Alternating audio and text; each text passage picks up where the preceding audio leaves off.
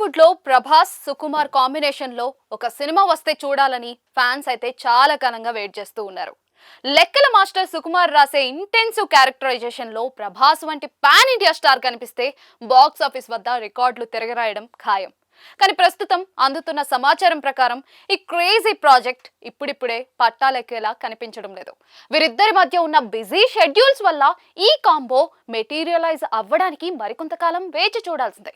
దర్శకుడు సుకుమార్ ప్రస్తుతం తన తదుపరి చిత్రాలతో చాలా బిజీగా ఉన్నారు. పుష్ప 2 సక్సెస్ తర్వాత ఆయన రామ్ చరణ్ తో తన తర్వాతి సినిమా RC-17 పనుల్లో నిమగ్నమైపోయారు.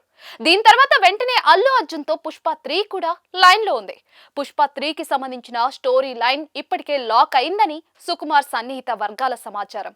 ఈ రెండు భారీ ప్రాజెక్టులను పూర్తి చేయడానికి సుకుమార్ కు కనీసం మరో 3 ఏళ్ల సమయం పట్టే అవకాశం ఉంది.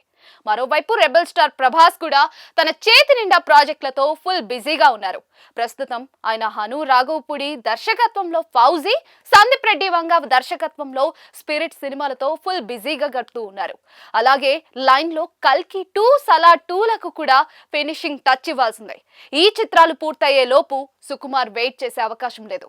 దీంతో ఈ ఇద్దరు దిగ్గజాలు కలవడానికి గ్యాప్ ఎక్కడా కూడా దొరకడం లేదు. ఇక వీరిద్దరి మధ్య చర్చల గురించి వస్తున్న వార్తల్లో కూడా పెద్దగా క్లారిటీ లేదు.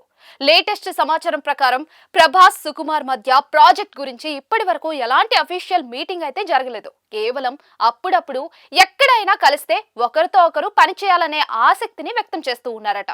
అఫీషియల్ గా కథా చర్చలు లేదా అగ్రిమెంట్లు ఏవి కూడా ఇప్పటి వరకు జరగలేదని తెలుస్తోంది.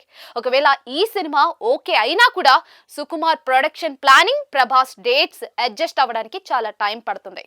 సుకుమార్ తన సినిమాలను చాలా డీటెయిల్డ్ గా పక్కాగా ప్లాన్ చేస్తారు.